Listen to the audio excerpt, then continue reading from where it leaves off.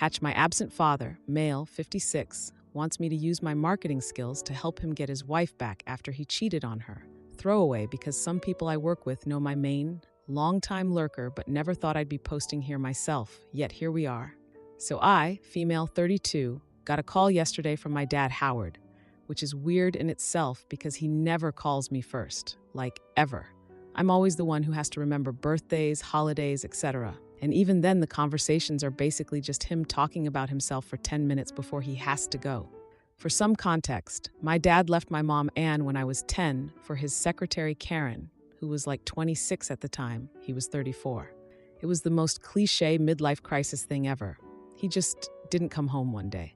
Mom was calling hospitals thinking he was dead or something, and then he calls and says he's not coming back and is with Karen now. I still remember my mom collapsing on the kitchen floor. I had to call our neighbor to come help because I was just a kid and had no idea what to do. Anyway, after he left, he basically checked out of being a father. He'd skip visits, missed child support payments constantly, but somehow had money for vacations with Karen, and basically treated me like an obligation when he did show up. My mom had to work 3 jobs to keep us from being homeless. We ended up in subsidized housing for a while, and she was working so much I barely saw her. Meanwhile, Dad's posting pics on Facebook of him and Karen in Cancun or whatever.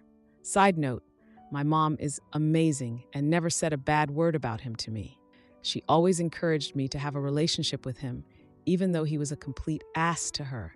She's engaged now to Norman, who is literally the best and has been more of a father to me in 5 years than Howard was in 20. I busted my ass working multiple jobs to put myself through college. 0 help from Dad, shocker. And now I'm a marketing director at a mid-sized agency in the city. I'm actually doing really well. Just got promoted last year, finally paid off my student loans last month, and have a nice apartment that I'm really proud of. So yesterday, Howard calls me out of the blue, and he's being weirdly nice, asking about my job and stuff, which immediately made me suspicious because he usually just talks about himself. Then he gets to the point. Karen kicked him out because she caught him cheating with some younger coworker named Penny. I literally had to stop myself from laughing because, are you kidding me? Karen getting cheated on by the man she helped cheat on my mother.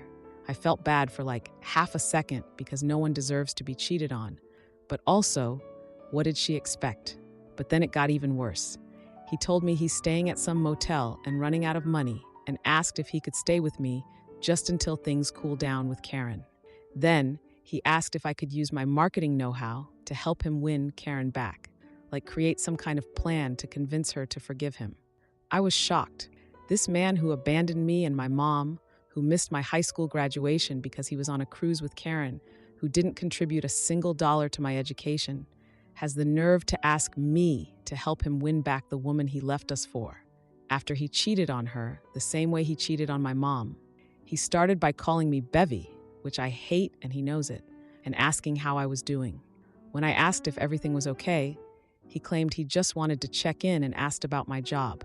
After I mentioned my promotion, he explained he and Karen were taking a break because he made a mistake with a coworker named Penny.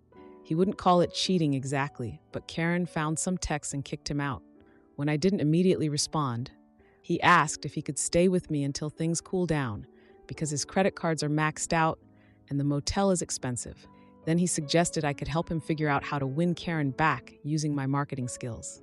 Before I could really answer, he said he'd come over tomorrow to discuss and ask me to text him my address. Then he hung up. I'm still in shock. Part of me wants to tell him to go to hell, but another small part of me, the stupid 10-year-old who still wants her daddy to love her, feels guilty about turning him away. He is still my dad, technically, but also the nerve of this man and the irony of him wanting my help to fix the relationship he destroyed my family for. I can't even. He's coming over tomorrow to discuss options and I have no idea what to do. Do I let him stay? Do I help him with this ridiculous plan idea? Do I tell him to figure his own shit out like I had to? I know what I should do, but family is complicated, and I guess there's still this tiny part of me that wants his approval, even though I know he doesn't deserve a second of my time. Edit. Holy crap, this blew up. Thanks for all the comments. To clarify a few things people are asking about. 1. Yes, I know I should probably just tell him no.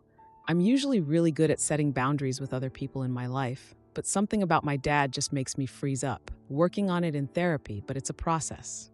2. For those asking if Karen knew he was married when they got together, yes, she definitely knew. She worked as his secretary for 2 years before they started the affair. 3. No, I don't think I actually want to help him with his plan. That's absolutely insane, and I'm not going to use my professional skills to help him manipulate someone else. 4. And yes, I've already called my mom about this. She laughed for like 5 minutes straight and then told me to be careful because Howard only reaches out when he wants something, which I already knew, but still needed to hear.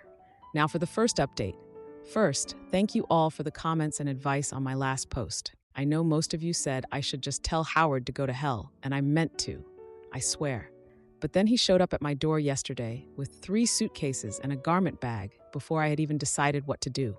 Like, he just assumed I'd say yes. The nerve of this man still surprises me. I opened the door and he was just standing there with all his stuff, saying he was here like we had some kind of arrangement already. And yes, he's still using that stupid nickname even though I've told him a million times I hate it.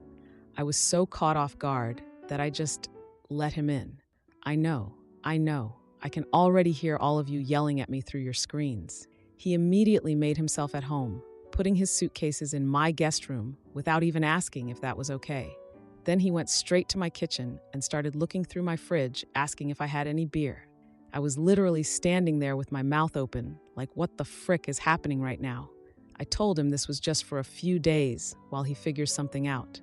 He nodded and said, of course, but the way he unpacked everything suggests he's planning on staying for months.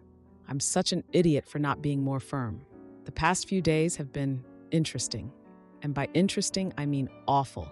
He's basically the worst house guest ever. I came home from work yesterday and found out he used my really expensive face serum, the one that costs like $80 for a tiny bottle that I save for special occasions. He also drank an entire bottle of whiskey I brought back from my trip to Scotland last year that I was saving. Didn't ask, didn't replace it, nothing. And the dishes. Oh my God, he just leaves everything in the sink expecting me to clean up after him. I'm not his maid. But when I mentioned it, he just laughed and said I was so particular about things, just like my mother, which made me want to scream because 1, basic cleanliness isn't being particular, and 2, don't compare me to mom when you're the one who abandoned her. The worst part is he's making 0 effort to find a job or a place to stay. He spends most of the day watching my TV and then complains about how it's tough for guys his age to find work and that young people don't understand age discrimination. Meanwhile, his browser history is all sports betting sites. Yes, I checked. Sue me. I haven't seen him look at a single job listing. Instead, he spends hours talking about Karen and all these plans to win her back. And they all somehow involve me using my marketing know-how, his words, or my industry connections. Yesterday, he asked if I could help him make a video of their relationship to remind her of the good times. Then he suggested I reach out to a local radio station for a song dedication. I told him this isn't how real life works. The other night, I caught him looking at this old family photo I keep on my bookshelf. Honestly, don't even know why I still have it. It's from before he left. He was just staring at it and crying. It was the first genuine emotion I've seen from him. And for a split second, I felt bad for him. But then he saw me watching and immediately started talking about how my living room furniture is a bit generic and that Karen would have picked better pieces. So the moment passed real quick. Then today, okay, this is where things get even more messed up. I got a LinkedIn message from Karen. At first, I was like, what the frick? Why is she contacting me? The message basically said she was sorry to bother me, but she was concerned Howard might be trying to take advantage of me. She said he'd been unemployed for 8 months, not just since she kicked him out, and had been pretending to go to work every day. She also mentioned he has serious gambling debts and had stolen money from their joint accounts. The wildest part, Karen is actually a VP at the company where they both worked, where he was originally her boss back when they had the affair. Apparently, she's been the primary earner in their relationship for years, which is not the story Howard tells. I initially thought Karen was just being mean, like trying to turn me against him because she's angry about the cheating. But the more I read her message, the more it seemed like she was genuinely trying to protect me. She said getting back together was completely off the table and that divorce proceedings were already underway. And she was worried he would try to use me for money or a place to stay without being honest about his situation. So I confronted him when he got back from wherever he goes during the day. I showed him Karen's message and asked if it was true. He laughed it off at first, saying Karen was just angry and trying to turn me against him. When I pressed him about the gambling and being unemployed, he finally admitted he was between jobs, but swore it had only been a few weeks, not months. I mentioned the specific dates Karen had referenced, and I could see in his face that he was caught. That's when things got ugly. He got super defensive and said I was just like your mother, always assuming the worst of him, as if that's an insult. My mom is amazing, so thanks, I guess. Then I brought up him abandoning me when I was 10, and he had the nerve to say I should get over it already because it wasn't that big a deal. The absolute worst part, he claimed that my mom cheated on him first, which I know is a complete lie. Mom would never. When I called him out on this lie, he completely switched tactics and started crying, saying he has nobody left and that family is supposed to stick together. The manipulation was so obvious. After he stormed off to the guest room, I called my mom for advice. And that's when I learned even more lovely things about Howard. Apparently, he had multiple affairs throughout their marriage, not just with Karen. And get this, he gambled away my entire college fund when I was 8 years old. My mom never told me because she didn't want me to hate him. She secretly rebuilt it by working extra shifts, but then he took half of everything in the divorce, so she had to start over again. No wonder we ended up in subsidized housing. I honestly don't know what to do now. Part of me feels like I should help him because he's my dad and he's clearly a mess. But another part knows he's just manipulating me and will continue to take advantage if I let him. I've decided to tell him he has 1 week to find other accommodations. Is that too harsh? Not harsh enough. Am I being heartless for not doing more to help my father? Even though he's proven over and over that he only cares about himself. Family is supposed to be there for each other, right? But he was never there for me. So why do I still feel this obligation? Edit. Several people are asking if I've checked my credit report to make sure he hasn't opened anything in my name. I just checked and everything looks normal. Thank God. But that's a great point and something I hadn't even considered. Thanks for looking out for me. Now for the second update. First, thank you to everyone who commented with advice. You were all right about Howard. Seriously, I should have listened immediately. But I promise things have changed and I'm not being a doormat anymore. It just took something absolutely wild to finally make me see the light. So 2 days after my last post, I was getting ready for work when someone knocked on my door at like 7:30 in the morning. Howard was still asleep, of course, because why would he be up looking for jobs or anything productive? I figured it was a package or something, but when I opened the door, there was this woman standing there looking nervous. She asked if Howard was there, and I immediately realized this must be Penny, the woman he cheated on Karen with. I almost shut the door in her face, honestly, but then I noticed how, desperate she looked. She was all fidgety and kept looking down the hallway like she was checking if anyone was following her. I told her Howard was sleeping and asked what she wanted. That's when she started crying, which was super awkward because I'm terrible with crying people, and blurted out that she was 4 months pregnant with Howard's baby. I literally felt like I was in some trashy daytime talk show. Like I half expected someone to jump out with cameras yelling, "You've been pranked."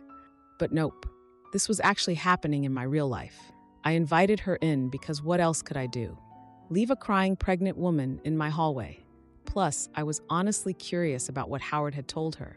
We sat at my kitchen table, far enough from the guest room that Howard wouldn't hear us, and she just unloaded everything. Apparently, Howard told her he was going to leave Karen for her and they were going to start a new family together. He promised to use his considerable savings, to buy them a house with a nursery and everything. He'd even talked about names for the baby. She had no idea Howard was staying with his daughter. She thought he was staying at some executive apartment while he finalized the divorce with Karen. She didn't even know he had a history of abandoning families. When I told her about him leaving me and my mom when I was 10, she looked like she was going to throw up. It was so weird sitting across from her. She's only like 34. Yeah, still younger than Howard, but not as young as I expected, and works in accounting at the same company where Howard used to work. The really strange part was how familiar she seemed. Not her face, but like her desperation to believe Howard's promises. It was like looking at what my mom must have been like 22 years ago, or what Karen was like when Howard was promising her the world. After talking with Penny for like an hour, I made an impulsive decision that I probably should have thought through more, but whatever. I messaged Karen and asked if she would meet with me and Penny. I honestly expected her to tell me to go to hell, but surprisingly, she agreed. We met at this coffee shop downtown the next day. I was so nervous, I could barely function. Like, what was I even doing getting involved in my dad's mess? But I felt like these women deserved to know the truth about each other and about Howard. The meeting started so awkwardly. Karen showed up looking like she was going to a business meeting. Perfect hair, designer clothes, the works. But she wouldn't make eye contact with me at first. Penny sat there holding her stomach protectively, looking like she wanted to disappear. I just kind of blurted out an apology for contacting them, but said I thought they should talk.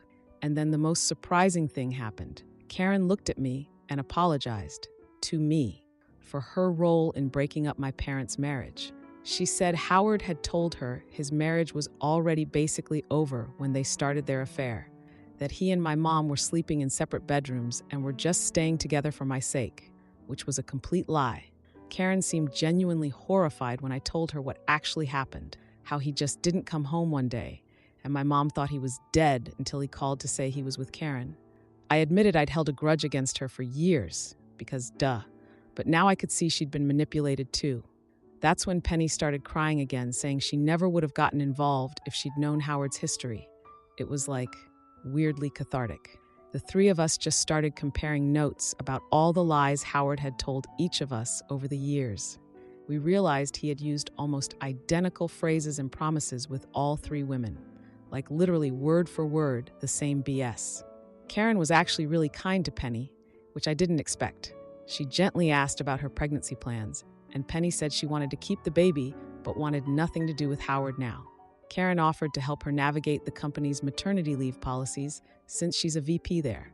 By the end of that coffee meeting, I felt like I was seeing everything clearly for the first time. Three women, all manipulated by the same man in almost the exact same way, decades apart. It was honestly chilling. When I got back to my apartment, Howard was waiting. He demanded to know where I'd been all day, the audacity of this man trying to parent me now. I calmly told him I'd been with Karen and Penny. You guys, his face. He went completely pale. It was like watching someone realize everything was falling apart. I laid out everything I'd learned about his gambling, his lies to Penny about starting a family, his lies to Karen about their marriage, his lies to me about basically everything. At first, he tried to deny it all, saying the women were exaggerating or misunderstanding. When that didn't work, he switched to claiming he was being persecuted and that nobody understood how hard things were for him. I told him I wasn't going to help him win Karen back or give him money, but I would help him find a job and a therapist if he wanted actual help.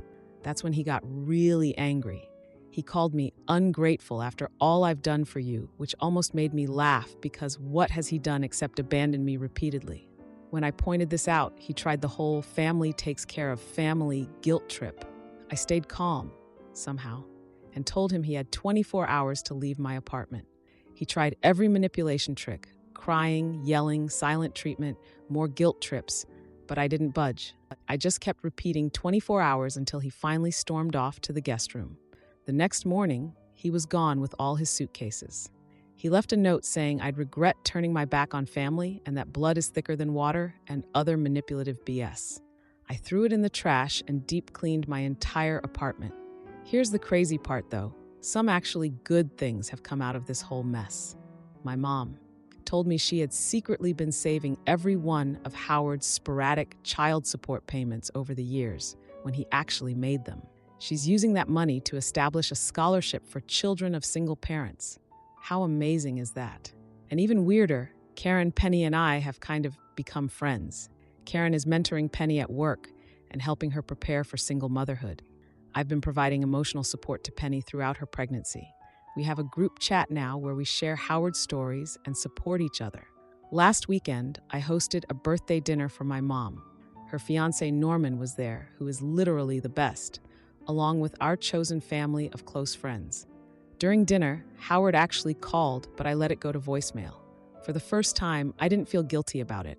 I've finally set some real boundaries. I've realized that supporting Howard would just enable his destructive behavior.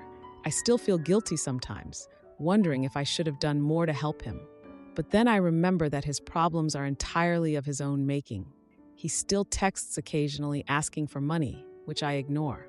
I heard from a mutual acquaintance that he's moved to another state to start fresh, which probably means he's found a new woman to manipulate. I don't know if I'll ever have a real relationship with my father, but I do know that I've broken the cycle of manipulation in my own life and somehow found family in the most unexpected places.